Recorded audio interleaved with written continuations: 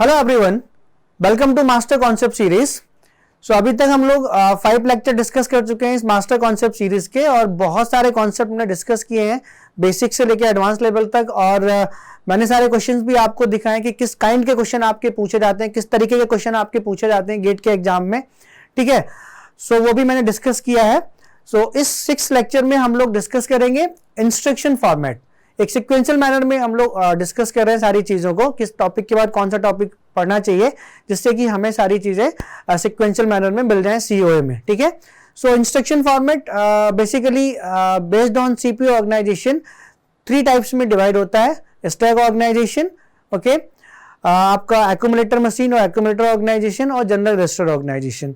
और CPU organization further आपके instruction formats को 5 टाइप्स में डिवाइड करता है based on the availability of ALU, okay, based on the availability of ALU operands, 0 address, 1 address, 2 address, 3 address and 4 address. सो सबको हम लोग डिटेल में डिस्कस करेंगे 1 by 1। सो इस वाले लेक्चर में मैं स्टैक ऑर्गेनाइजेशन आपके साथ डिस्कस करूंगा कि जो स्टैक ऑर्गेनाइजेशन मशीन होती है या स्टैक ऑर्गेनाइजेशन जो होता है वो किस काइंड के इंस्ट्रक्शन फॉर्मेट को सपोर्ट करती है। सो आपको पता भी होगा stack organization 0 address instruction format को सपोर्ट करती है, ठीक है। यहाँ पर इस वाले इंस्ट्रक्शन फॉर्मेट में कोई भी एड्रेस फील्ड नहीं होती, सिर्फ आपकी एक ही एड्रेस, एक ही फील्ड होती है, ठीक है, ऑप कोड, ठीक है। टाइप ऑफ ऑपरेशन से आपको बताया जाता है, ठीक है। तो ये जो स्टैक ऑर्गेनाइजेशन है ये आपके 0 एड्रेस इंस्ट्रक्शन फॉर्मेट को सपोर्ट करती है। क्या कॉन्सेप्ट है, कैसे क्वेश्चन यहां से पूछे जाते हैं गेट में, वो मैं आपके साथ डिस्कस करूंगा, ठीक है। तो स्टार्ट करते हैं अपना स्टैक ऑर्गेनाइजेशन, ठीक है। अपना स्टैक ऑर्गेनाइजेशन यहां पे हम लोग स्टार्ट करते हैं, ठीक है। स्टैक ऑर्गेनाइजेशन हम लोग स्टार्ट करते हैं। सो सबसे पहले इंस्ट्रक्शन फॉर्मेट की जरूरत क्यों पड़ी, ठीक है। सो इंस्ट्रक्शन को एग्जीक्यूट करने के लिए, प्रोसेस करने के लिए ऑपकोड की जरूरत पड़ी। ऑपकोड आपका इंस्ट्रक्शन से एसोसिएटेड होता था और ऑपकोड फील्ड की इंफॉर्मेशन कहां पे होती थी, इंस्ट्रक्शन में। सो इसलिए हमें इंस्ट्रक्शन फॉर्मेट की जरूरत पड़ी, ठीक है। सो इंस्ट्रक्शन फॉर्मेट आपका होता क्या है, ठीक है। It shows the layout of an instruction, that means it describes the internal structure of the instruction, ठीक है। सो ये जो आपका इंस्ट्रक्शन फॉर्मेट होता है ये आपका डिस्क्राइब करता है लेआउट ऑफ द इंस्ट्रक्शन, और you can say that, okay, or you can say that it describes the internal structure of the instruction. Instruction का internal structure describe करता है आपका instruction format, okay. So next point, instruction format divides into 5 types based on CPU organization, okay, based on CPU organization, okay, based on CPU organization. CPU organization further divided into 3 types based on the availability of ALU operands. Okay, so based on CPU organization आपके instruction format को 5 types में divide किया गया और CPU organization ने further इसको divide किया 3 types में based on availability of ALU operands, okay. So ये आपको याद रखना है, CPU organization ने फर्दर 3 टाइप्स में डिवाइड किया based on the ALU operands, और इंस्ट्रक्शन फॉर्मेट को CPU organization ने डिवाइड किया based on CPU organization. 5 types में इंस्ट्रक्शन फॉर्मेट आपका डिवाइड है। आई थिंक मैंने पहले थोड़ा रिवर्स बोल दिया था, ठीक है। सो आप यहां पे देख लेना, ठीक है। सो देख लेते हैं classification of instruction set architecture, ठीक है। इंस्ट्रक्शन सेट आर्किटेक्चर का क्लासिफिकेशन देख लेते हैं। Based on the availability of ALU operands, the instruction set architecture classified into 3 types. CPU organization ने आपका इंस्ट्रक्शन सेट आर्किटेक्चर्स को 3 टाइप्स में डिवाइड किया based on the availability of ALU operands, ठीक है। First one is what, stack organization, second one is what, accumulator machine, third one is what, general register organization. Stack organization, accumulator machine and general register organization, ठीक है। तो 1 by 1 हम इनको discuss करेंगे। सबसे पहला है आपका स्टैक ऑर्गेनाइजेशन, ठीक है। स्टैक ऑर्गेनाइजेशन, सो स्टैक में, ठीक है, स्टैक हमारा किस प्रिंसिपल पे काम करता है, लिफो पे काम करता है, लास्ट इन फर्स्ट आउट पे काम करता है, ठीक है। यहां पर अगर कोई एलिमेंट हमें स्टैक के अंदर डालना है तो पुश ऑपरेशन होता है, ठीक है, और स्टैक से डिलीट करना है तो पॉप ऑपरेशन होता है, ठीक है। तो आपको बेसिक तो पता ही होगा। स्टैक हमारा लिफो पे काम करता है, लास्ट इन फर्स्ट आउट पे काम करता है, ठीक है। जो लास्ट में जाएगा, जो एलिमेंट लास्ट में स्टैक में जाएगा वो पहले बाहर आएगा, ठीक है, उसको पहले पॉप करेंगे, ठीक है, और लास्ट इन फर्स्ट आउट, जो लास्ट में जाएगा उसको पहले आउट करेंगे, ठीक है। और यहाँ पर किसी एलिमेंट को अगर डालना है स्टैक के अंदर तो पुश ऑपरेशन, डिलीट करना है तो पॉप ऑपरेशन। और ये सारे के सारे ऑपरेशन चाहे पुश करना हो, पॉप करना हो, कहाँ से करते हैं? टॉप ऑफ द स्टैक से करते हैं। कहाँ से करते हैं दोस्तों? टॉप ऑफ द स्टैक से करते हैं। ठीक है, तो ये सारी चीजें जो बेसिक चीजें थी मैंने आपको बता दी। ठीक है, फर्स्ट पॉइंट क्या है? Stack organization is a fundamental concept in computer architecture and programming that involves the management of memory using a last in first out data structure. Okay, जो मेमोरी को मैनेज करता है last in first out data structure से। ठीक है, जो भी element last में जाएगा वो पहले बाहर आएगा। ठीक है, second concept, a stack is a specialized form of data storage that operates on the principle of pushing and popping elements. ठीक है, अगर डालना है तो पुश और डिलीट करना है स्टैक से किसी भी एलिमेंट को तो पॉप। और ये पुश एंड पॉप दोनों ही ऑपरेशन कहां से करते हैं? टॉप ऑफ द स्टैक से करते हैं, ये आपको पता होना चाहिए। It is widely used in various computing context including function calls, memory allocation and expression evolution. अगर किसी एक्सप्रेशन को एवोल्यूट करना है तो स्टैक का यूज करते हैं, मेमोरी एलोकेशन के लिए भी स्टैक का यूज करते हैं, फंक्शन कॉल्स के लिए भी स्टैक का यूज करते हैं। तो कुछ आपके basic points are related to stack. In this organization, both the early operands are present in the stack. The same stack also act as the destination. ठीक है, इस काइंड की ऑर्गेनाइजेशन में दोनों किसी भी ऑपरेशन को परफॉर्म करने के लिए दो ऑपरेंड्स चाहिए और एक ऑपरेटर चाहिए। ठीक है, दो ऑपरेंड्स चाहिए, एक ऑपरेटर चाहिए, तो आपको पता ही है एएलयू को अगर कोई भी ऑपरेशन परफॉर्म करना है तो उसको दो ऑपरेंड्स चाहिए और एक ऑपरेटर चाहिए। ठीक है, अगर ठीक है ऑपरेंड 1 ऑपरेंड 2 ऑपरेटर प्लस करना है, सब करना, क्या करना है वो आपको चाहिए उसको। ठीक है, सो ये स्टैक ऑर्गेनाइजेशन है। In this organization both the ALU operands are present in the stack and the same stack also act as the destination. दोनों के दोनों आपके जो है ऑपरेंड्स कहां पड़े हुए हैं? स्टैक में पड़े हुए हैं। ओके, और after the operation, after the ALU operation result भी कहां पर जाकर स्टोर होगा? सेम स्टैक में जाकर स्टोर होगा, मतलब सेम स्टैक ही डेस्टिनेशन की तरह काम कर रहा है। तो यहां पर किसी भी एड्रेस फील्ड की जरूरत नहीं पड़ी। ठीक है, ना तो ऑपरेंड 1 के लिए जिसको सोर्स 1 भी कह सकते हो, ना ऑपरेंड 2 के लिए जिसको सोर्स 2 भी कह सकते हो, ना तो ऑपरेंड 1 के लिए ना ऑपरेंड 2 के लिए हम लोग कोई मेमोरी एड्रेस यूज कर रहे हैं उनको स्टोर करने के लिए, और आफ्टर दी ऑपरेशन ना रिजल्ट को स्टोर करने के लिए कोई मेमोरी एड्रेस यूज कर रहे हैं। सारी चीजें दोनों के दोनों ऑपरेंड स्टैक में है और आफ्टर दी ऑपरेशन रिजल्ट भी स्टैक में जाकर हम लोग पुश कर दे रहे हैं। ठीक है, तो कोई भी एड्रेस फील्ड यूज नहीं कर रहा है यहां पर, इसीलिए ये जो आपका स्टैक ऑर्गेनाइजेशन है ये सपोर्ट करता है जीरो एड्रेस इंस्ट्रक्शन फॉर्मेट को। ठीक है, समझ में आ गए? और सारे के सारे ऑपरेशन कहां से होते हैं? टॉप ऑफ द स्टैक से होते हैं। समझ में आ गया आपको? तो मैं आपको यहां पे दिखा देता हूं उसका डायग्राम, जिससे आपको इजीली समझ में आ जाएगा।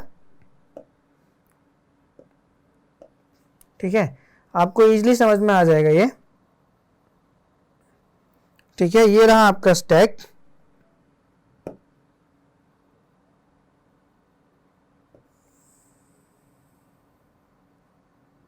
ठीक है, ये एएलयू। ठीक है, तो ये आपका स्टैक रहा यहां पर।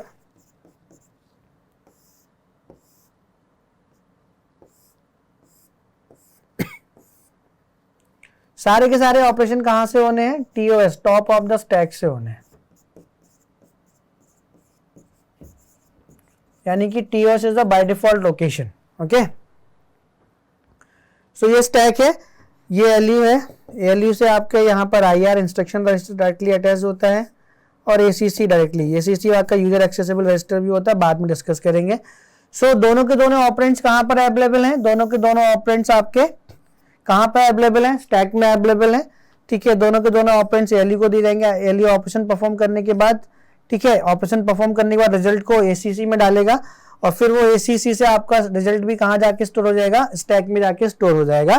ठीक है, सो आई थिंक आपको समझ में आ गया होगा जो भी यहाँ पे कहा जा रहा था। In this organization both the ALU operands are present in the stack and after the operation result will also store in the same stack, मतलब सेम स्टैक आपका डेस्टिनेशन की तरह भी काम करेगा। ठीक है, सो आई थिंक आपको ये बात समझ में आ गई होगी। यहाँ पर कोई भी हम लोग एड्रेस फील्ड नहीं यूज कर रहे हैं, ना तो ऑपरेंड 1 के लिए ना ऑपरेंड 2 के लिए। ठीक है, इसलिए यहाँ पर जीरो एड्रेस इंस्ट्रक्शन फॉर्मेट को सपोर्ट करता है, मतलब इस स्टैक ऑर्गेनाइजेशन में जो इंस्ट्रक्शन फॉर्मेट होगा उसमें सिर्फ एक फील्ड होगी, that is what? Op code. That is what? Op code. समझ में आ गया होगा? सो नेक्स्ट पॉइंट यही है, in this organization TOS is a default location, so need to pass the source 1 comma source 2 and destination address in instruction. Okay, source 1 and source 2 and destination address in instruction. Therefore the instruction format contains only one field, that is only opcode. ठीक है, TOS is a default location. TOS आपके default location है source 1 source 2 के लिए, और after the operation result को store करने के लिए रिजल्ट को भी कहां पर स्टोर करेंगे, TOS top of the stack पर ही स्टोर करेंगे.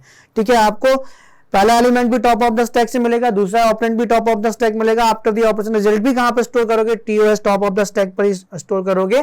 सो TS is a bye default location जहां पर source 1 source 2 and after operation the result भी आप स्टोर कर सकते हो. So therefore the instruction format contains only one field. Instruction format में सिर्फ एक फील्ड है, that is what opcode. Opcode आपको क्या बताएगा, type of the operation, type of the operation. Understood? Okay, this organization CPU, okay, CPU organization is a zero address field. किसको support करता है, ये ऑर्गेनाइजेशन, दिस CPU ऑर्गेनाइजेशन, ठीक है, wrong लिखा हुआ, this CPU organisation is zero address field, supports what, zero address field. Okay, so I think ये बात आपको समझ में आ गई. ठीक है, सो यहां पर मैं एक एग्जांपल लेके आपको समझा देता हूं. ठीक है, सो यहां पर ये ऑपकोड फील्ड है, आपकी ऑपकोड फील्ड ही होती है. ठीक है, ऑपकोड फील्ड होती है, आपको क्या बताएगा, type of the operation, operation, then आपका ALU ऑपरेशन. तो ALU ऑपरेशन में क्या क्या होगा आपका, ALU ऑपरेशन में सोर्स 1 भी कहां पर होगा आपका, TOS पे. ठीक है, सोर्स 1 भी आपका कहां पर होगा, TOS पे.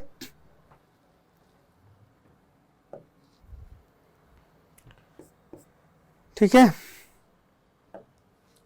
सो पुश करोगे टॉप ऑफ द स्टैक पे ऑपरेंड 1 को, फिर इसको भी पुश करोगे, फिर ALU ऑपरेशन करोगे. ठीक है, देन उसको भी बाद में क्या कर दोगे, पुश कर दोगे TOS पर ही. ठीक है, सो मतलब सोर्स 1 के लिए भी आपकी बाय डिफॉल्ट लोकेशन क्या है, TOS.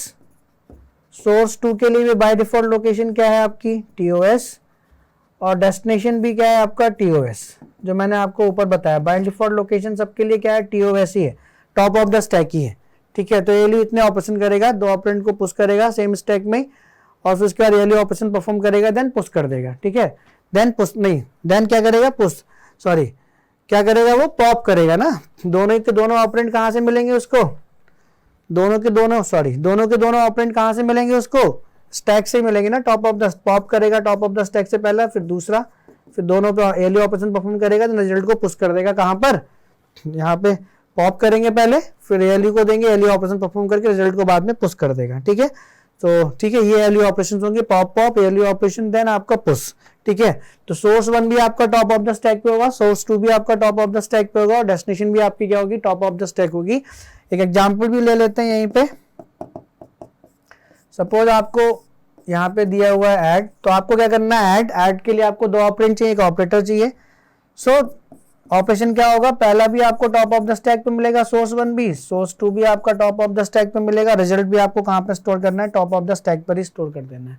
ठीक है, सो आई थिंक आपको ये बात समझ में आ गई होगी, ये आपका ALU ऑपरेशन परफॉर्म हो गया. ठीक है, सो स्टैक ऑर्गेनाइजेशन आपका जीरो एड्रेस इंस्ट्रक्शन फॉर्मेट को सपोर्ट करता है. ठीक है, जहां पर सिर्फ एक फील्ड होती है, that is what opcode. Okay, और उसी क्योंकि दोनों के दोनों बाय डिफॉल्ट लोकेशन, दोनों ऑपरेंड बाय डिफॉल्ट लोकेशन पे TOS पे पड़े हुए स्टैक में ही, और आफ्टर दी ऑपरेशन रिजल्ट भी आपका वही जा रहा है. कोई भी एड्रेस नहीं यूज कर रहे हैं हम लोग, कोई भी मेमोरी रेफरेंस या रजिस्टर नहीं यूज कर रहे हैं to store the both the operands और आफ्टर दी ऑपरेशन रिजल्ट को स्टोर करने के लिए. ठीक है, तो याद रखना इस चीज को. इस काइंड के क्वेश्चन आपके बन सकते हैं स्टैक ऑर्गेनाइजेशन से. ठीक है, तो मैं डिस्कस कर देता हूं. ठीक है, थोड़ा सा इसको आराम से पढ़ लेते हैं. Consider the following program segment which is executed on the stack machine. ठीक है, इस प्रोग्राम सेगमेंट को हम लोग कंसिडर कर रहे हैं, इस प्रोग्राम सेगमेंट को हम लोग एग्जीक्यूट कर रहे हैं स्टैक मशीन पर. ठीक है, स्टैक ऑर्गेनाइजेशन पर. Each arithmetic operation pop the second operand. Okay, pop, then पहले सेकंड ऑपरेंड को पॉप करेंगे, then pop the first operand, then उसके बाद फर्स्ट ऑपरेंड को पॉप करेंगे, ऑपरेट्स ऑन दैम, उस पर ऑपरेट करेंगे दोनों ऑपरेंड्स पर, and push back the result into the stack, और रिजल्ट को कहां पे पुश बैक कर देंगे, स्टैक में पुश कर देंगे। ठीक है, ये आपका प्रोग्राम है, प्रोग्राम सेगमेंट आपका ये है। Push B, push X, add, pop C, push C, push Y, add, push C, sub and pop Z.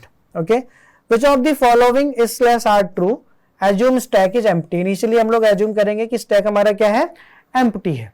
ठीक है, स्टैक हमारा क्या है, एम्प्टी है। तो कितने स्टेटमेंट्स यहां पर आपके ट्रू हैं। ठीक है, मैंने ऑब्जेक्टिव टाइप का इसको नहीं बनाया, how many statements are true here. ठीक है, हाउ, इसको एनएटी टाइप का बना देते हैं, how many statements are true. ठीक है, तो fill in the blank, NAT type का क्वेश्चन बना देते हैं इसको हम लोग। ठीक है, तो उसको सॉल्व करते हैं। तो पहला स्टेटमेंट क्या है, पढ़ लेते हैं। ठीक है, बहुत आराम से हो जाएगा आपसे, अगर आप खुद भी करोगे तो। डेटा स्ट्रक्चर के क्वेश्चन भी इस टाइप के होते हैं, और यहाँ से स्टैक ऑर्गेनाइजेशन से ऐसे क्वेश्चन बनते हैं, गेट में आपको मिल जाएंगे। सो पहला स्टेटमेंट क्या है, if each push and pop instruction requires 5 byte of the storage, हर एक पुश एंड पॉप इंस्ट्रक्शन को जरूरत है 5 बाइट ऑफ द स्टोरेज की, and each arithmetic instruction requires 1 byte of the storage, okay, then the whole program requires 40 byte of the storage. Is it true? क्या statement ये true है कि अगर हर एक पुश एंड पॉप इंस्ट्रक्शन को 5 bite चाहिए और हर एक अरिथमेटिक इंस्ट्रक्शन को, ठीक है, जो इस प्रोग्राम सेगमेंट में है उसको 1 बाइट चाहिए, तो पूरे के पूरे प्रोग्राम को स्टोर करने के लिए 40 बाइट का स्टोरेज चाहिए क्या? Is it true? देख लेते हैं भाई। तो कितने पुश एंड पॉप है? 1 2 3 4 5, okay, 6 and 7 push and pop operation है। हर एक पुश एंड पॉप को सेम बाइट चाहिए, 5 बाइट चाहिए। तो 7 × 5 कितना हो जाएगा? 35 बाइट हो जाएगा। कितना हो जाएगा? 35 बाइट हो जाएगा। उसके बाद हर एक अरिथमेटिक इंस्ट्रक्शन को कितना चाहिए? 1 बाइट चाहिए। तो कितने अरिथमेटिक इंस्ट्रक्शन है? 1 2 एंड 3। सो 3 × 1 कितना बाइट हो गया? 3 बाइट हो गया। तो टोटल कितना हो गया? 38 बाइट हो गया। ठीक है, टोटल प्रोग्राम को स्टोर करने के मेमोरी में कितनी स्टोरेज की जरूरत है? 38 बाइट। यहाँ पे कितना गिवन है? 40 बाइट। मतलब स्टेटमेंट क्या है? फॉल्स है, रॉन्ग है, ट्रू नहीं है, फॉल्स है। ठीक है, इसने सिर्फ ट्रू स्टेटमेंट्स पूछे हैं आपसे। तो पहला वाला तो फॉल्स हो गया। दूसरा वाला देख लेते हैं। At the end of the execution z contains the same as y। जब पूरा का पूरा प्रोग्राम सेगमेंट एग्जीक्यूट हो जाता है तो जो z की वैल्यू है क्या वो y के इक्वल है? क्या वो y के इक्वल है? तो इसको भी रन करके देखना पड़ेगा। ठीक है, तो करो इसको रन करते हैं। चलो रन, ठीक है, रन कर लेते हैं, इसको रन कर लेते हैं। यहाँ पे तो यहीं पे कर देता हूँ, चलो नीचे। ठीक है, सो इनिशियली हमारा स्टैक क्या है? एम्प्टी है। सबसे पहले हम लोग क्या करेंगे? पुश करेंगे। सबसे पहले b को पुश करेंगे, फिर x को पुश कर देंगे। ठीक है, push b and push x। फिर क्या करेंगे? ऐड करेंगे। ठीक है, तो ऐड करने के बाद, तो ऐड करने के लिए सबसे पहले क्या करेंगे? पॉप करेंगे सेकंड को, देन फर्स्ट को। तो सेकंड ये है, फर्स्ट ये है, तो x प्लस बी ऑपरेट कर देंगे। क्या? x plus b. तो ये यहां पर आ गया। ठीक है, टॉप ऑफ द स्टैक पर रिजल्ट आपका टॉप ऑफ द स्टैक पर आ गया। पॉप सी, तो इसी को सी मान लेंगे, पॉप सी। ठीक है, कुछ जो भी पड़ा हुआ है उसको सी मान लिया। ठीक है, इसको सी मान लिया, इसी को पॉप कर दिया। तो अभी स्टैक फिर से एम्प्टी हो गया। स्टैक फिर से एम्प्टी हो गया, पॉप सी। ठीक है, पुश सी, देन सी को फिर से पुश कर दिया, जो भी सी वैल्यू मानी थी। सो एक्स प्लस बी हमने यहाँ पे पुश कर दिया। ठीक है, देन पुश बाई, बाई को पुश कर दिया। ठीक है, बाई को पुश कर दिया, फिर से ऐड किया, ऑपरेट किया। तो पहले सेकंड को बाहर निकालेंगे, फिर फर्स्ट को, फिर ऑपरेट करके यहाँ पे डाल देंगे। तो ये हो जाएगा Y plus x plus B, Y plus x plus B. Okay, then push C, फिर से पुश को सी करेंगे। तो सी मेरा क्या था? एक्स प्लस बी था, एक्स प्लस बी था। Okay, so Y plus x plus B and what? X plus B. Okay, so यहां पर एक बात देखने वाली थी। यहां पे वो कह रहा था pop the second operand then pop the first operand. Okay, so b plus X, तो first operand plus second operand करेंगे ना, तो b plus X, okay, b plus X करेंगे। तो यहां पे थोड़ा सा चेंजेस कर लो इसको, b प्लस एक्स, देन यहां पर भी b plus x,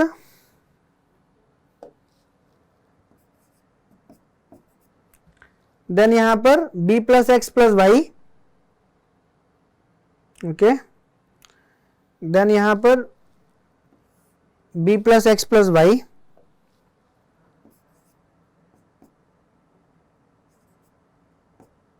plus y, then यहां पर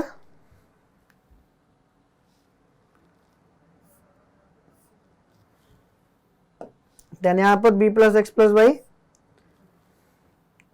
देन यहां पर b plus x plus y, then यहां पर b प्लस एक्स, ओके।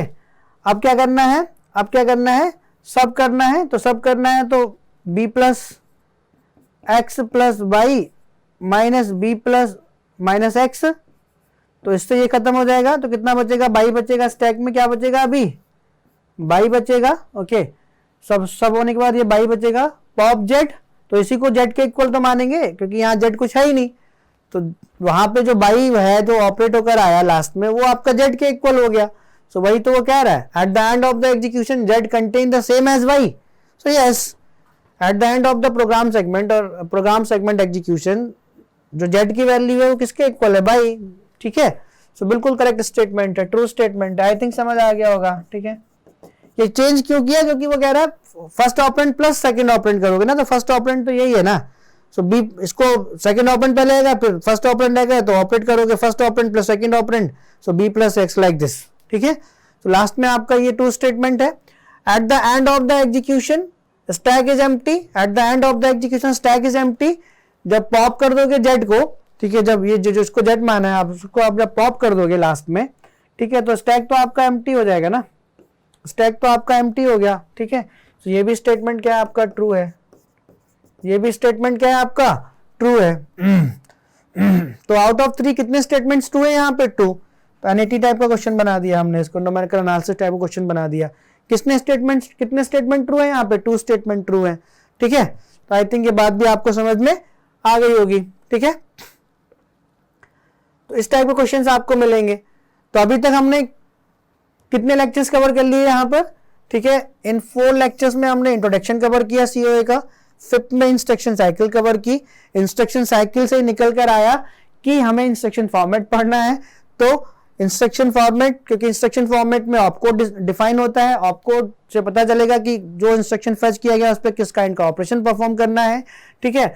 सो 6 लेक्चर में हम लोगों ने पहला इंस्ट्रक्शन फॉर्मेट, जिसको जीरो एडिशन इंस्ट्रक्शन फॉर्मेट कहते हैं, stack organisation zero addition instruction format को सपोर्ट करता है, इसको डिटेल में डिस्कस कर लिया, ठीक है। इस लेक्चर में 6 लेक्चर में, और इस पे कैसे क्वेश्चंस पूछे जाते हैं वो भी डिस्कस कर लिए, ठीक है। सो नेक्स्ट लेक्चर में हम लोग 7th लेक्चर में क्या डिस्कस करने वाले हैं, हम लोग एक्यूमुलेटर मशीन डिस्कस करने वाले हैं। क्या डिस्कस करने वाले हैं, एक्यूमुलेटर मशीन, और एक्यूमुलेटर मशीन आपके 1 एड्रेस इंस्ट्रक्शन फॉर्मेट को सपोर्ट करती है, ठीक है।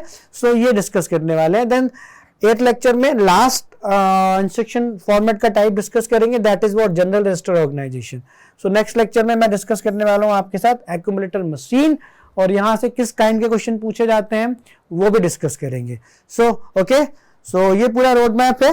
तो 7th लेक्चर में हम लोग एक्यूमुलेटर मशीन डिस्कस करेंगे, टिल 20 लेक्चर में हम लोग पूरे कॉन्सेप्ट को, मास्टर कॉन्सेप्ट को डिस्कस कर लेंगे सीओए के दोस्तों। सो मजा आ रहा हो तो अपने फ्रेंड्स के साथ भी शेयर करिएगा। Thank you so much guys for your love, thank you.